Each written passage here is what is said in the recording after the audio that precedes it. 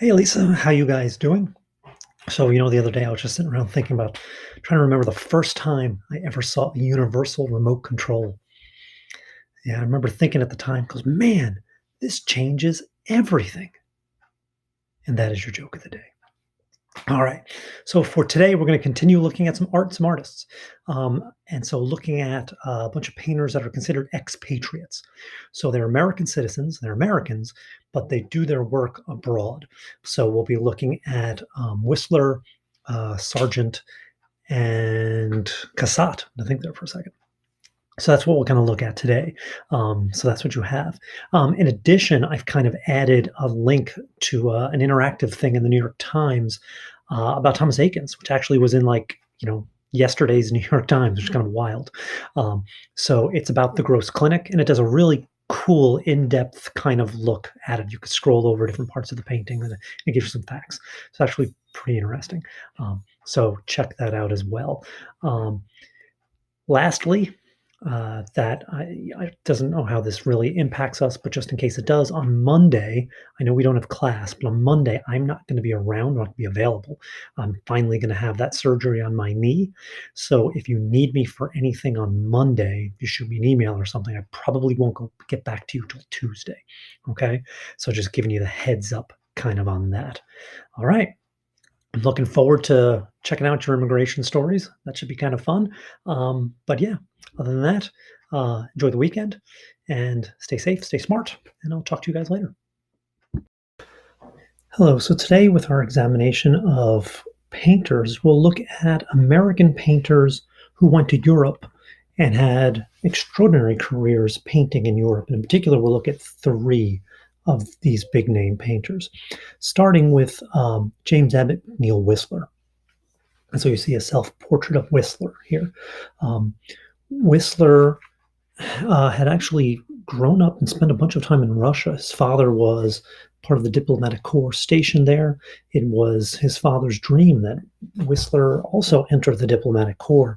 Problem was he failed out at West Point. His mother was this very oppressive force in his life, and so to get away from his mother, he went to London, and in London became a painter, became a very good painter.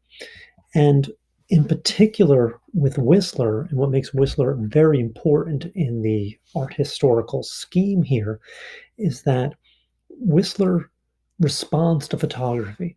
So if you think about Akins, who we looked at yesterday or last class, Akins used photography um, in his works to kind of capture more realism. Whistler, though, sees photography as kind of a threat, especially if you're a portrait painter. What do you need a portrait painted for? Because you can just get a picture. So if art is about replicating as close to nature as possible, well, a camera can do that. So an artist has to be something different. And so for him, a painter was all about color, and he was very interested in music. And he thought that music was simply just a bunch of an abstract bunch of notes that when you throw it together made music. Um, and so he thought that music and painting were similar. And so just as those notes brought vibrancy to a work of music, it is color that does the same for painting. So for him, it isn't about subject matter. After all, subject matter can be replicated with a camera. For him, it is about the application of color. And so his paintings have multiple titles. And so you see here simply The White Girl, or as he would prefer to call it, A Symphony in White. And so the woman is actually his mistress, a woman by the name of Jo Heffernan, who was actually a prostitute in London. So he takes this woman who was a prostitute and depicts her surrounded in white images, wearing a white dress, holding a white flower with a white backdrop, standing on a polar bear skin rug. Again, playing with this idea of white, white, white. When it was displayed, people weren't used to this. People are looking for subject matter. They're used to decoding a painting. So, who is this woman? Why is she holding that flower? Why is she standing on that polar bear rug? Of course, those are questions that had no answers because for Whistler, it was simply how can I get as many white things on a canvas. Um, and of course, this was very confusing to people at the time, especially confusing to art critics who then would look at these works and see no value in them. But what Whistler is doing is he's making subject matter secondary and instead color more important. And this is the first step towards abstraction. And one of his more famous paintings, this is his mother. And it's simply no, it's more famously known as Whistler's Mother. Um, but again, it's an arrangement in gray and black. And again, it's about using the same color palette. It's an exhibition in lines. So you look at the straight back of the chair, the straight back of his mother, and then the frame, um, that screen on the left hand side of this of the canvas, all these straight lines and confirmed with black and gray is telling you something about his mother. Um, but it's also about his use of color that you kind of see with this. Um, the This portrait here of Mrs. Leland, the Lelands were actually benefactors of Whistler. They were his best patrons. Um, and again, this is a wonderful portrait, which is at the Frick collection here in New York. But again, it's the same thing. It's a monochromatic palette. And the Lelands uh, the Lelands lived in London, and they had purchased at great expense these leather wall coverings. And they then wanted the leather wall coverings to basically be touched up a little bit to showcase the Leland's porcelain collection. And so the Lelands threw the keys to Whistler, traveled to France for a month, and told Whistler just touch up a little bit. And Whistler, of course, went nuts, and he painted peacocks everywhere, and created and painted gold over the leather coverings, and had this painting called the Princess of the Porcelain installed in that space, and of course ruined the leather wall coverings. The Lelands come home, see this, and it's like, why are there peacocks and peacock feathers painted all over the place? And of course, for Whistler, the peacock was the perfect bird. It was a bird that was not known really for flight. Peacocks can fly, but they rarely do because their tails are so heavy. But it's a bird that is simply about aesthetics. The bird exists to be pretty, and that's what he was trying to achieve. Of course, the Lelands didn't see it that way, and of course severed their connection with Whistler.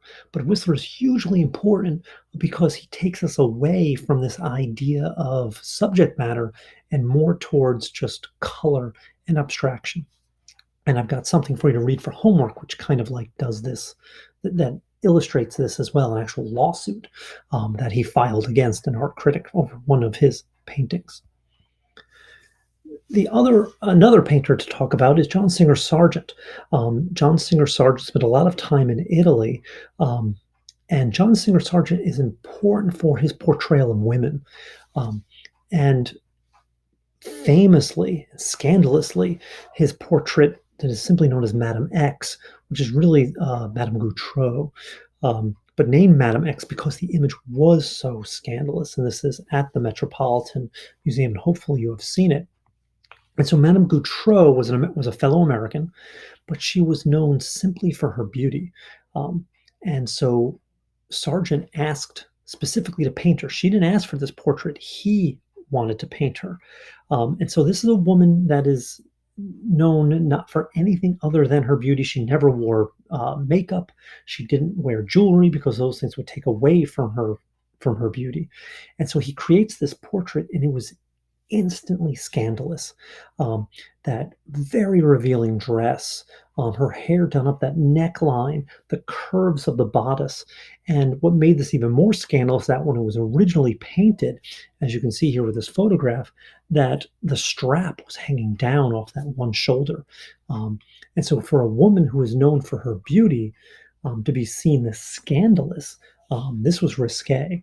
And the backlash was so severe for Sargent for painting this that he had to leave Paris, and he had to go to London, and he painted then in London.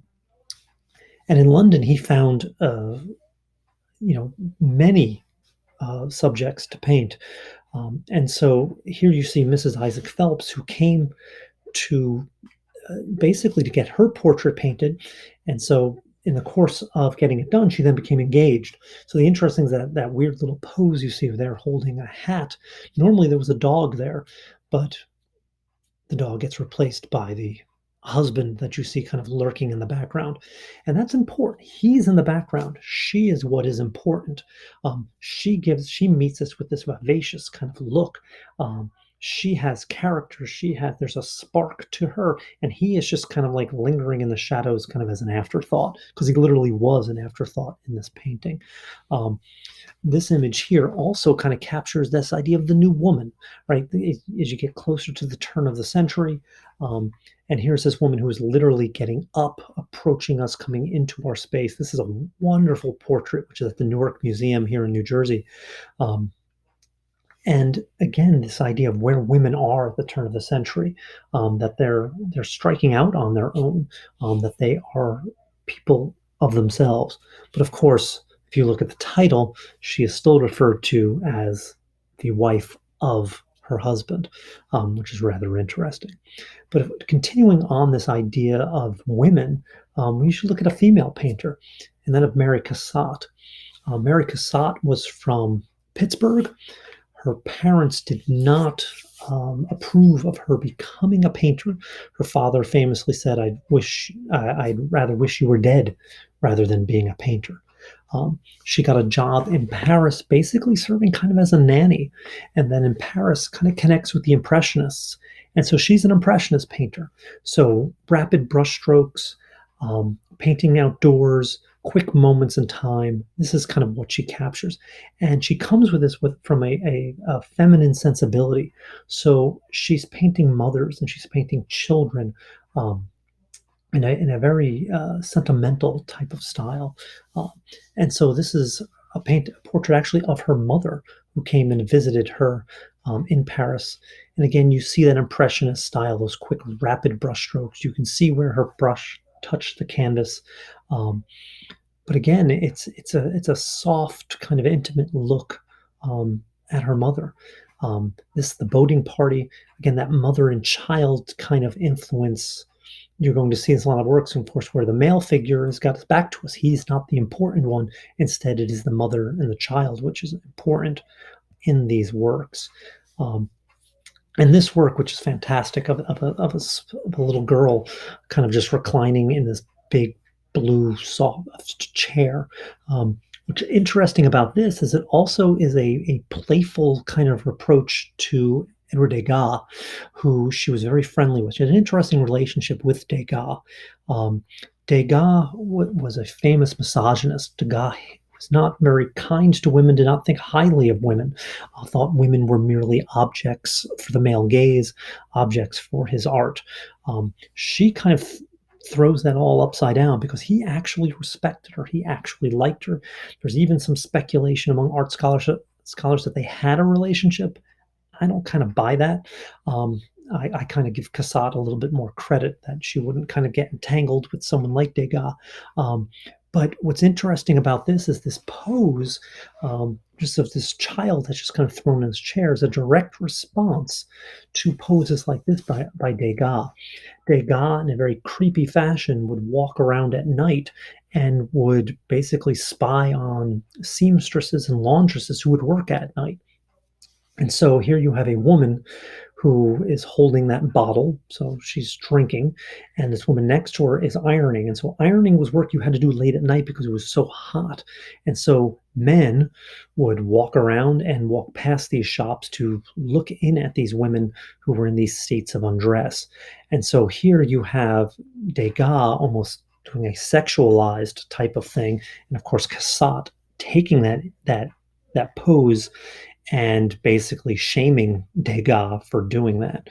Um, and again, this would be some in other images of, for Cassatt, this is, a girl doing her hair.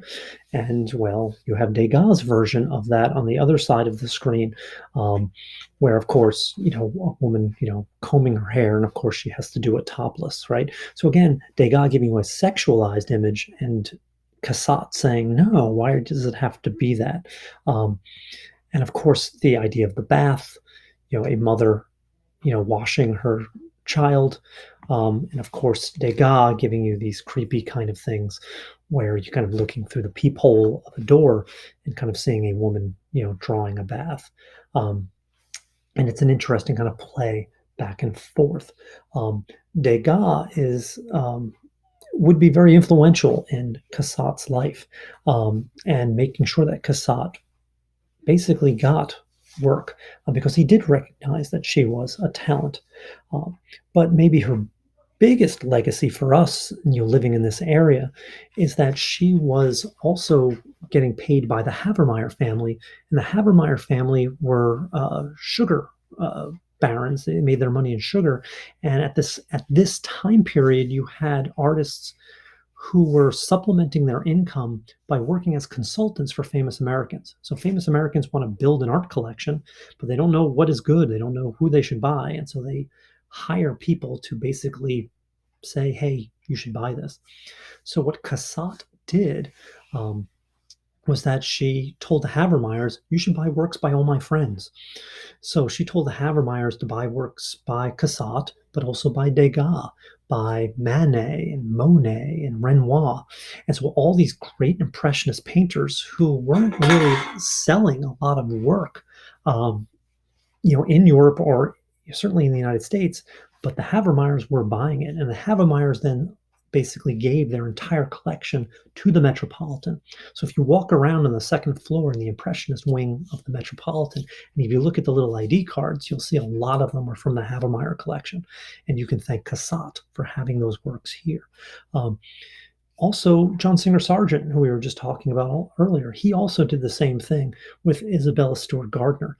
Those works are in Boston. And if you find yourself in Boston, you find yourself going to school in Boston, the Isabella Stewart Gardner Museum is a wonderful museum.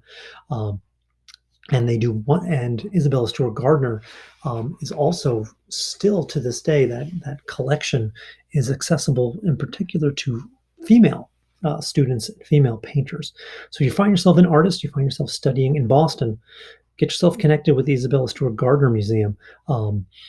They are, again, the outreach they still do with young women and students is extraordinary up in Boston.